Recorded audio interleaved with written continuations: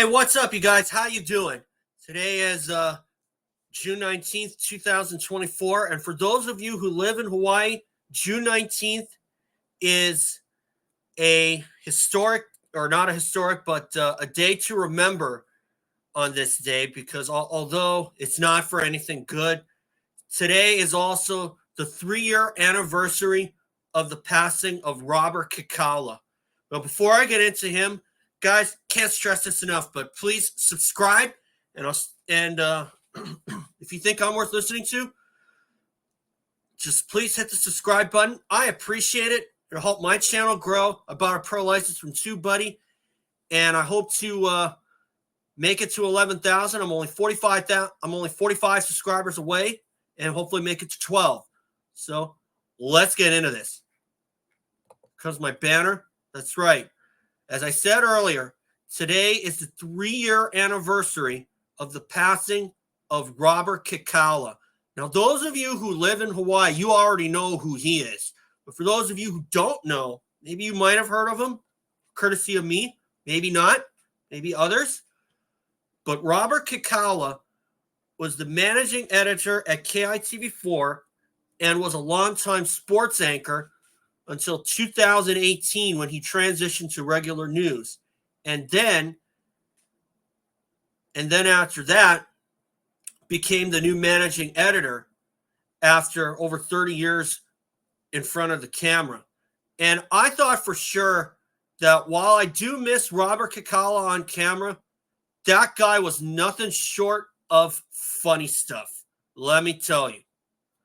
Because I still think that where I thought Robert Kekaula was at his best was when he took the ALS Ice Bucket Challenge and even donated $100 to school tools. And that has got to be one of the best videos on KITV4's YouTube page. I know I took the Ice Bucket Challenge. I know my friends did. And Brent and former anchor and reporter Brenton Awa took the Ice Bucket Challenge first.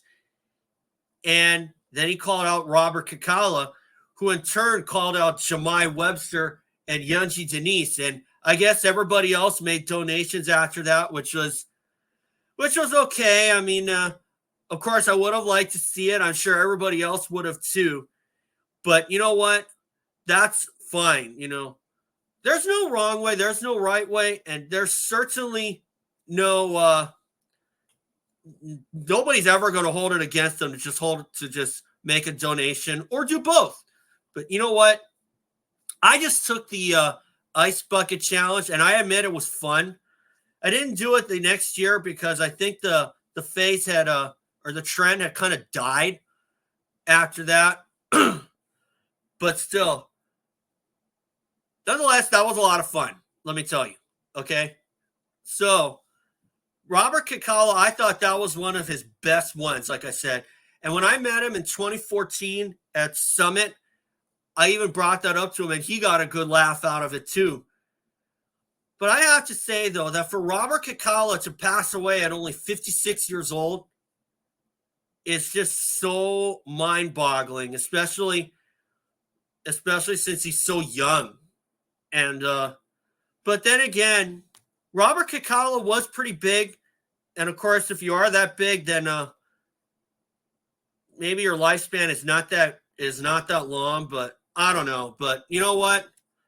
Regardless, no matter how you slice it, Robert Kekaula passing was a sad moment indeed, and I will never forget that man for as long as I live. I just never thought in a million years. I never would have thought in a million years that the last time I would ever talk to him was just before during the 2020 Atlanta Supercross, just shortly before the lockdown.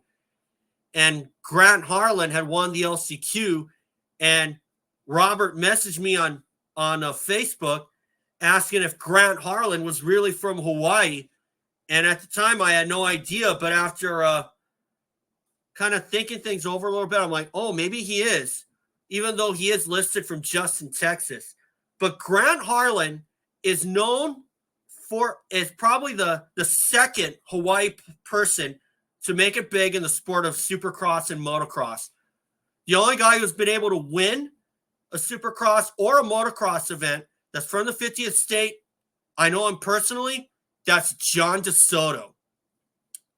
Because he won the Ohio race, I believe, in 1973, and then retired shortly thereafter, I think due to an injury. I don't quite remember, because that's definitely before my time. I'm only 36 years old. And John DeSoto, I think he's in his 60s or 70s, and he still rides. I go out to Kahuku Motocross Track. I see him probably 8 times out of 10 that I go. And the guy's still living life like he really should, you know. I really think that John DeSoto is probably going to be the only Hawaii person to win a race in Supercross, unless Grant Harlan finds his way onto a factory team, which I definitely hope happens. Now, there are some other guys there is another guy from Hawaii, Brian Medeiros, who's trying to make it in there, but I don't think he's ever going to come close to Grant Harlan. But if he does, hey, I'll take my hat off to him. I mean, I'm not saying that he's not going to – I'm not saying that there's no way he's going to do it.